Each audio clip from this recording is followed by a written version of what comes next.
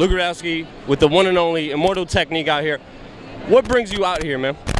Well, I mean, I keep telling people and everyone that I meet that I think this is one of the best expressions of democracy that people have seen in America in the past few decades. You know, unlike the Tea Party, this is something that's organic. It's not corporate funded. It's not by the Koch brothers. You know, this isn't a re-election campaign for Obama.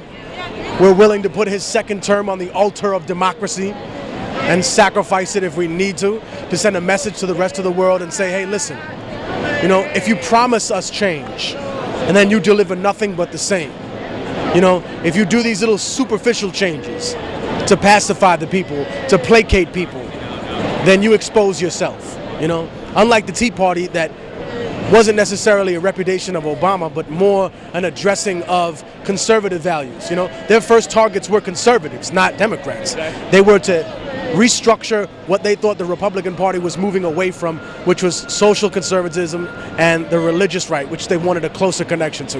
This is more of an organic, non-corporate, anti-corporate movement. This is something that's trying to address real issues in the street. And we've seen the Tea Party be very grassroots, very organic, going after the real issues, freedom and libertarianism, until Sarah Palin and Glenn Beck try to take it over. But what we're seeing here right now is the left media trying to take this over as a re-election campaign for Obama, trying to make this a left issue. But this is beyond left and right, and they're trying to divide and conquer us in the mainstream media by both and left and the right. Have you seen any of that on the television?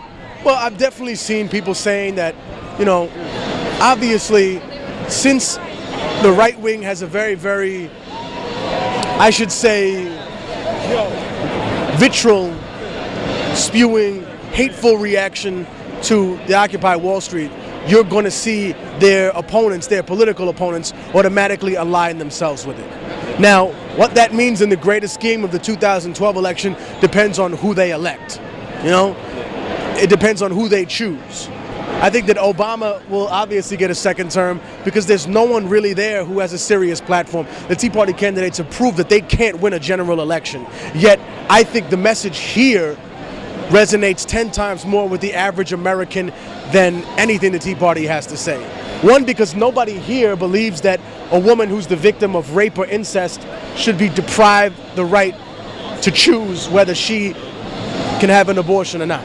You know, when you talk about having people and giving people rights, and then you want to be involved in who they can marry, what they can do with their own body, you want to be involved and talk about spreading democracy and freedom around the world, and yet if you look throughout history, the only thing that you've repetitively and consistently done as a country is prop up some of the most brutal dictatorial regimes so you can have access to the natural resources in the quote-unquote third world. It exposes what this is really about.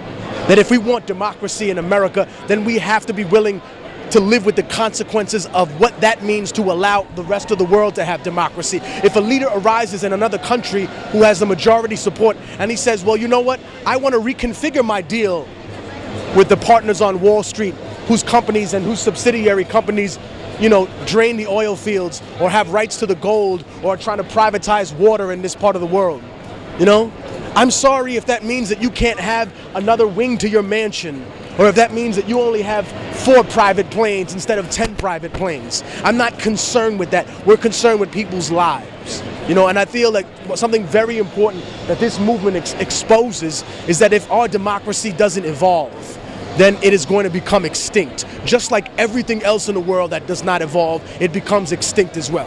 And what do you think about Ron Paul? Because Ron Paul is pro-life, but he does believe in states' rights to determine on abortion. But as far as foreign issues, foreign policy, he talks about the same things you do as far as... Unless he's apologizing on behalf of his son to Israel and to AIPAC. Yeah. You know what I mean? We all know where your money comes from, homie. You know, I think his son has definitely been kind of an Achilles heel in terms of the libertarian front and in terms of people who once believed that he had the ability to not have ties to the corporate world, but that's family and it comes first. I'm not saying that I disagree with him specifically on that. I like that he was at least willing to try and humanize the immigration debate, but yet he's still with the rest of them. It's funny to see that the only one of the GOP candidates who really has a strong stance that goes against what the party line of immigration is Rick Perry.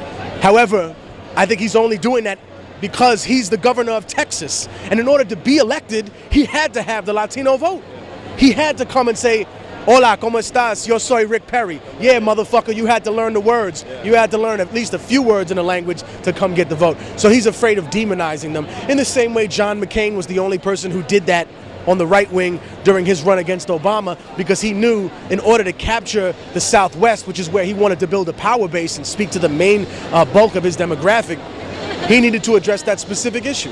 Now, I see very few people making, immigration a centerfold of what the issues are. But I think something important to note is that if they can treat people inhumanely simply because they lack a piece of paper that says that they're an American citizen, then how long is it before they can dehumanize the way people look at all people, no matter what race, creed, color, him or her? One day they'll decide, okay, because you have a different skin color, we can treat you differently, because your document says something differently, because your document says that your sexual orientation is this, or because your politics are this, or because you come from this region, or because your family comes from this background, or because you have this religion.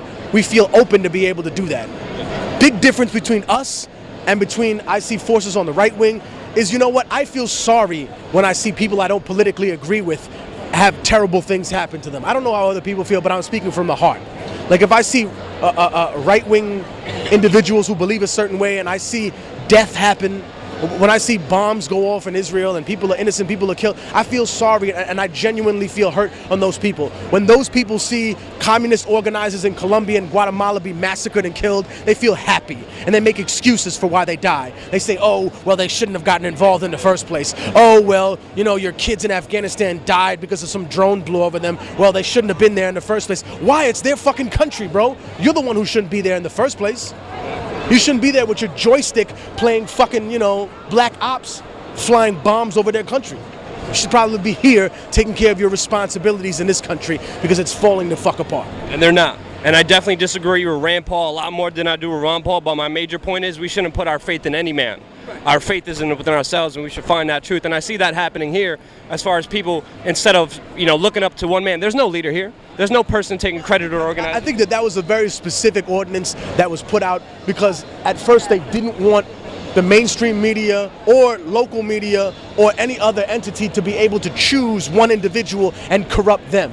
I think that was the big difference. When we talk about a democracy, we don't live in a democracy, we live in a federal republic. If we lived in a democracy, when we had the Iraq War, when we had the invasion of Afghanistan, Bush would have had to put that to a mandate, to a vote for the entire public to decide.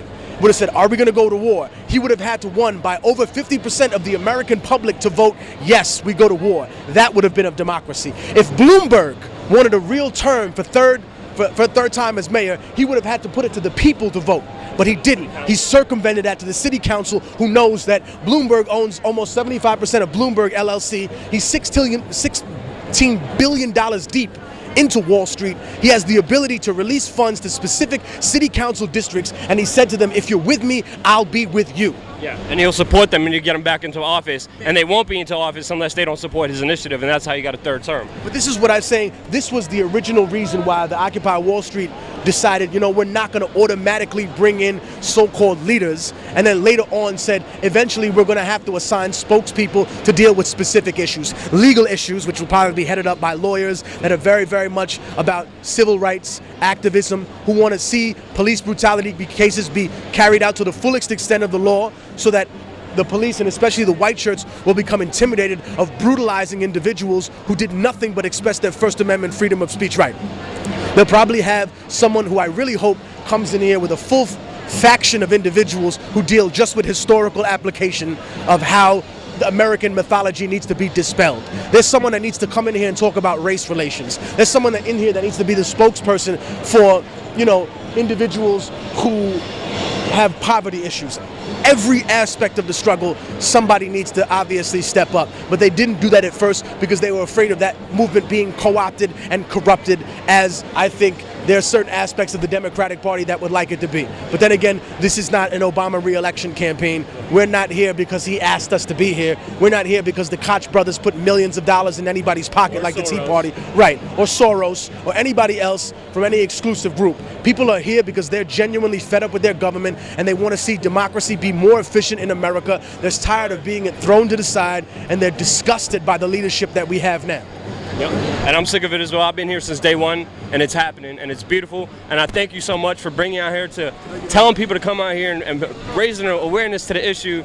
And thank you for being the change you want to see in this world as well, man. Mass respects. Thank you. And if you speak about the evil that the government does, the Patriot Act attract you to the type in your blood. They try to frame you and say you was trying to sell drugs and throw a federal indictment on niggas to show you love.